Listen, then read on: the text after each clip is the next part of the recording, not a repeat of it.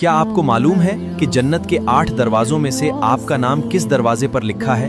آئیے آج میں آپ کو جنت کے پہلے 4 دروازوں کے بارے میں بتاتا ہوں۔ یہ ہے باب الصلاۃ۔ اس دروازے سے وہ خوش نصیب لوگ داخل ہوں گے جو دنیا میں 5 وقت کی نماز کی پابندی کرتے تھے۔ یہ ہے باب الریان۔ اس دروازے سے صرف روزہ دار داخل ہوں گے جنہوں نے اللہ کی رضا کے لیے رمضان کے روزے رکھے۔ یہ ہے باب الصدقہ۔